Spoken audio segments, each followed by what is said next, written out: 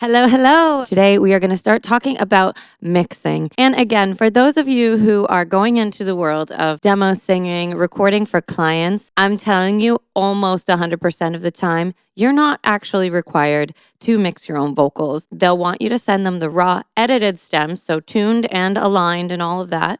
However, you can turn off all your plugins and all your mixing parameters because they're going to do the mix for you. But it's awesome when you can send them a pretty decent sounding rough mix so that they can see what the potential is going to be. So this week, we're going to focus on levels and the stereo field. So I'll call this the first half of mixing. What is mixing anyway? So we've got all these sounds in a song, right? From the instruments to the many vocal parts. The mix is how they sound all mixed together. The art of mixing is how you make adjustments to the way they sound by adjusting volumes of things, where the sound is located in the stereo field, and how the sounds are affected by all kinds of plugins. If you're able to listen to this lesson in headphones, I highly encourage that because we're going to be talking about the stereo field, and a big part of that is being able to notice if something's coming out of your left earphone or your right earphone. So having headphones on will just help you hear that a little bit more precisely as opposed to speakers. Maybe you won't catch it that obviously. So let's address the best practices for levels and the stereo field, starting with levels first with a concept called gain staging. Now, we can get super techie when we talk about gain staging, but I'm just going to give you a super simple explanation of this and how we use it. The big difference in gain level of audio versus the volume of audio is really important to note. The gain level is pretty much like how big the actual waveform is. And in Pro Tools, we have this thing called a gain fader. So if I increase the gain, you see that the waveform is actually getting bigger. But as I gained it up, this fader didn't go up. This fader is the volume. So now that I've gained this way up, I'll gain it up even more just to make it more dramatic. If you watch this A-back stereo pair, when I press play, notice that even though they're the same volume, you're going to notice that the metering of their gain is different.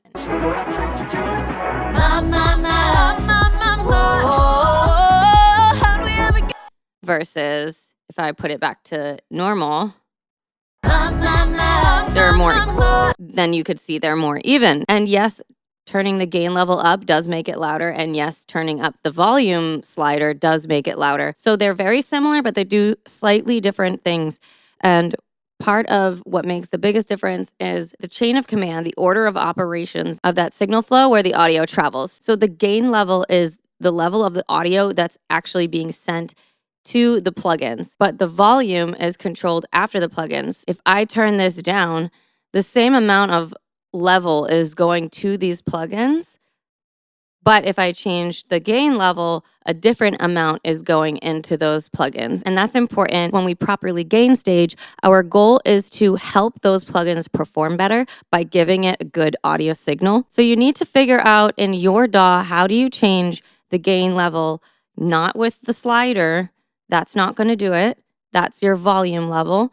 How do you actually change the actual gain level of the audio? And in Pro Tools, we can do it with the gain fader, and we can also do it with an Audio Suite plugin under Other called Gain. And with this Audio Suite gain plugin, we can just set how much we want to process and change that gain level to. And then we can hit render on the section that we're going to do. So I'll show you both ways just so you can see. So this would be like probably like a bounce in place or render in place kind of a function if you're not in Pro Tools. So we actually want to do three things with our gain staging. The first one is we want to make sure that our levels are relatively consistent throughout the entire song. Unless you're working on like classical music and you really are going for a dynamic mix. Sorry, my method is very like pop top 40 style. So we tend to want everything to be like pretty much the same volume.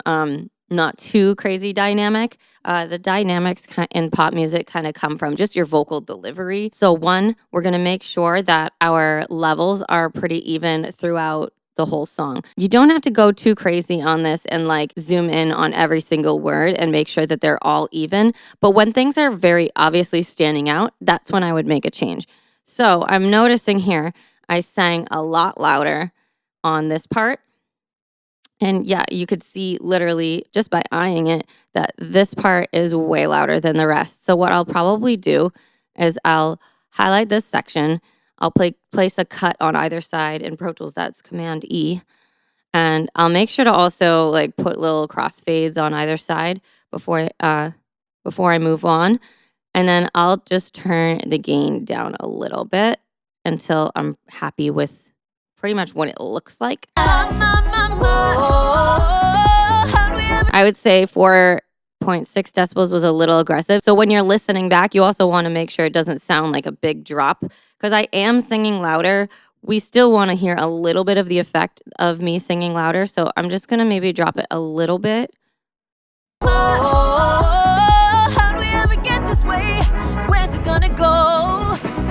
Maybe I will bring this part up a little bit. And I'm talking, 1.7 dB. It might not even be audible to us, but our purpose behind doing this is we're going to make it easier on our compressors when the audio goes through the plugin system. Okay, going through, I see that this section right here, the ooh-wee, I definitely sang that section a lot softer. So what I'm going to do, since I have to probably turn up a lot of them at once, is I'll probably make use of my gain plugin to just be faster. So I'm going to select all of them that I need to change and decide how much I'm going to turn it up. I'm going to go with probably 2.4. Actually, it's pretty quiet. I'm going to try 3.3, see how that feels. I'm going to go ahead and make sure I select all the way to the end of the wave and hit render. And they all just got a little bit bigger. Do you see that?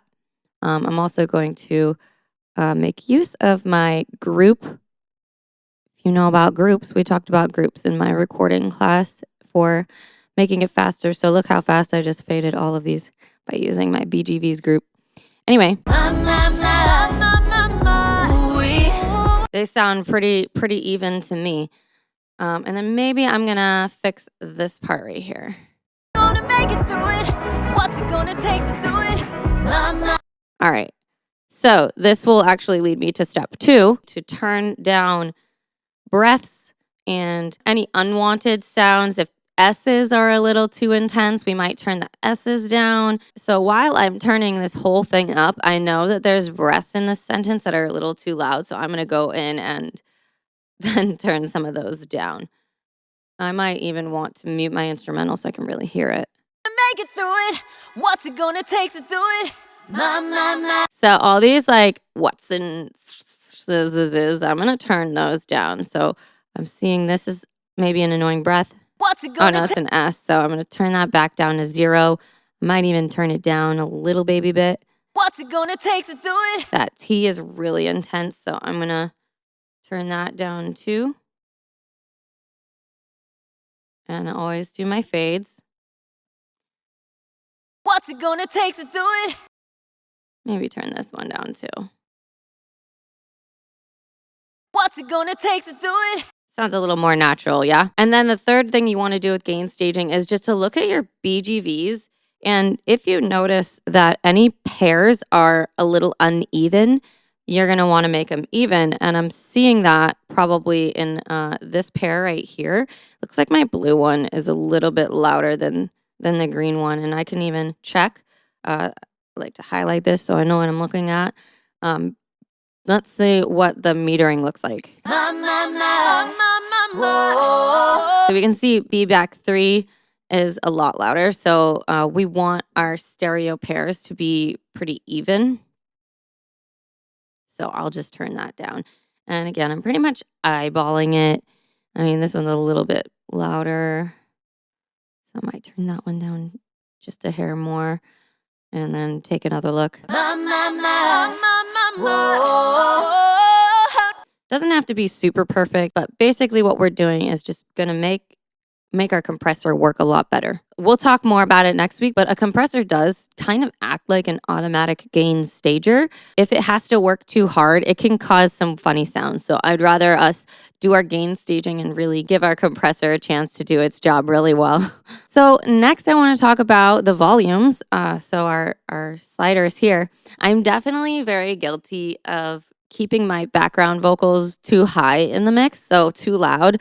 I'm usually like, super proud of my work and I want my backgrounds to be heard, but that's not really what they're for. In most standard like pop music, the harmonies in the backgrounds, the counterpoints, they're supposed to be support for the lead, not distract from the lead. And by the way, I have groups set up so that when I control any group, I have these set up as pairs, so it can go like this and it's just faster. So a good rule is to turn everything down so you can't really like hear it that well. I'm gonna just even them out and then I'm gonna turn them like all the way down. I'm just gonna start turning them back up.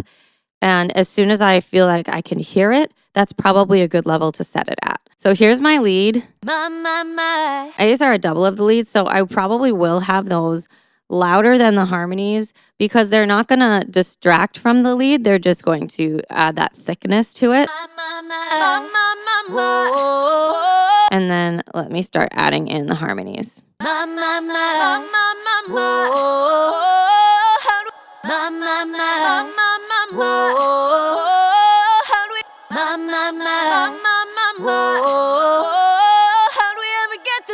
I go basically until I can just barely hear it, and then I give it a little, like 1 dB more.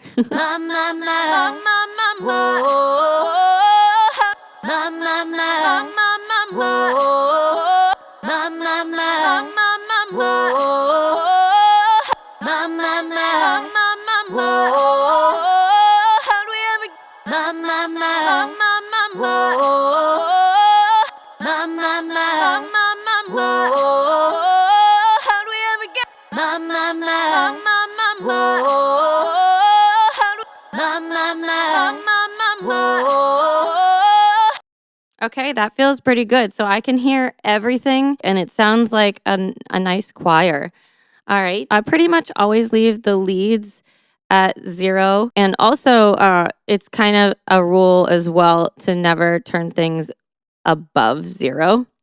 Because when you do that, you can then start overloading your master. Okay, so that's levels.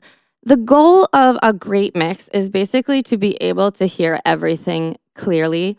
So to not have any two instruments or voices fighting for the same space. When you have two sounds of a similar frequency fighting for the same space, the louder one will always win and the quieter one will get buried and we probably won't even hear it.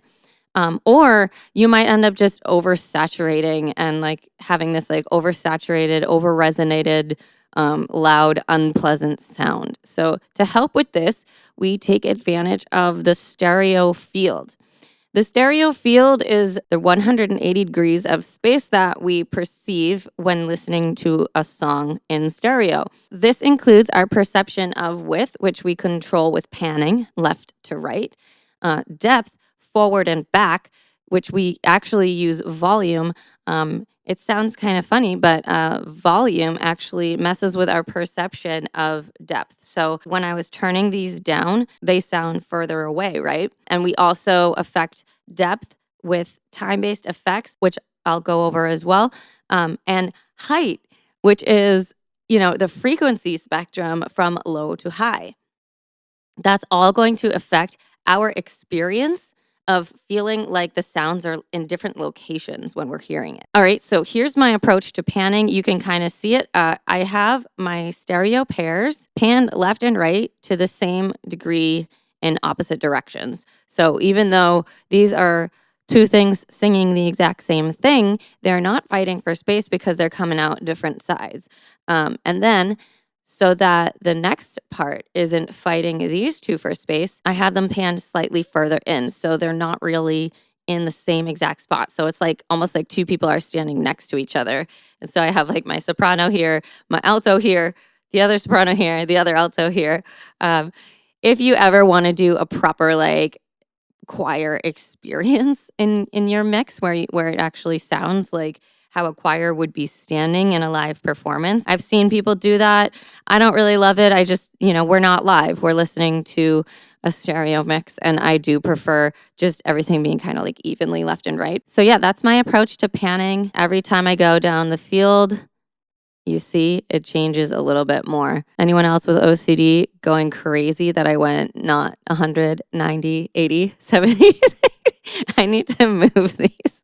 That's going to drive me crazy one day. All right, you get the point. Eventually, you're going to run out of stereo width. I don't really love how it starts to sound when they get closer than 50. So I tend to just go back up once I've used all these increments.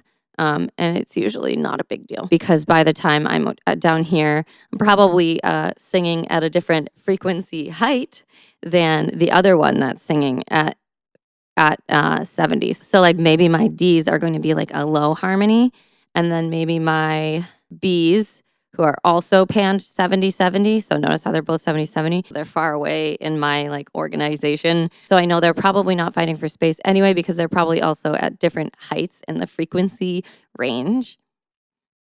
The only other thing to note about panning is when you have ad-libs, which you'd probably want panned center because it's kind of like a lead vocal.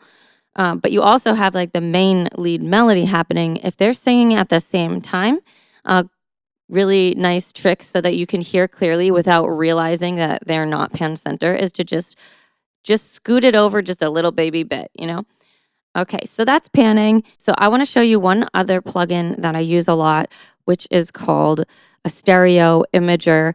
It is just an additional widener. So in Pro Tools, they're usually under Sound Field, and Air Stereo Width is a free plugin that comes with Pro Tools. I'm going to just go ahead and put it on my lead aux, which next week, by the way, just if you're like, why is it over there? And then her lead vocals here, this is part of my signal flow, and I'll go over signal flow next week as a review, but not too in depth. That's something that we talk about in the Learn to Record course. So these are my vocal chains. So next week we talk about vocal chains. So I'm just going to put the stereo widener on my lead vocal chain, and let's have a listen to how it affects that and how it makes it sound wider. I'm just going to solo this lead so we can hear. So here's without, and then I'm going to try some presets. My, whoa. My, whoa. Crazy. It's a mono signal. It's not even a stereo signal, but this plugin makes it sound stereo even when it's not. It's pretty neat. I like to shuffle through the presets and then maybe make some little adjustments. My, whoa. My, whoa. I would maybe use the wider bass on a lower vocal. My, whoa. That kind of sounds thin to me. My, whoa. That's pretty cool too. It's kind of thin. I would never put a stereo widener on the lead unless I'm going for an effect, but I'm just putting it there just to show you what it sounds like. I do sometimes add stereo wideners to my background vocals, and I do actually, in fact, I need to show you, I have one more send going on, so let me expand this even further. So I have a send called chorus and have it like way up. So my background vocals, we do want them to sound wider. So my chorus effect is like got all these cool things so to make it sound wider. So Pan Man is a cool plugin by Soundtoys that automatically like changes the panning as we go. It has this kind of tremolo modulating effect, makes it sound wider. And I use this Kaleidoscope plugin by Waves. It has a phaser, flanger, chorus, and tremolo effect going on. So these are going to make it just sound really phasey. And then I do have a stereo widener. So this is the other stereo imager plugin. So we saw this one. So this is Air Stereo Width. It basically is the same type of plugin as Waves Stereo Imager. I love Waves Stereo Imager. It's just so easy to use. I usually just open it up and all I do is play with the width. And then you just listen, like, where is it landing in the field, and do we like the way that sounds? This just adds like a little more pepper than our panning can do, because our panning is pretty basic. So let me just show you another example of this kind of chorusy effect I love. It's called Micro Shift. And here it is without. And then here's with it. That's a huge difference. Suddenly it sounds like there's like 6 of me. So this will really thicken it. I love going through the presets of Micro Shift. So let me just put this on loop and cycle through.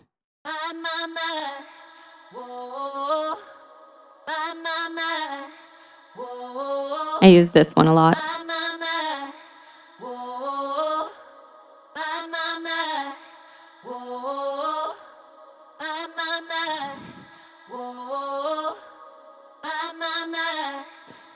I like this one a lot, the lead spread mixed. It just kind of, it gives it something more, but not too over the top and, robotic sounding.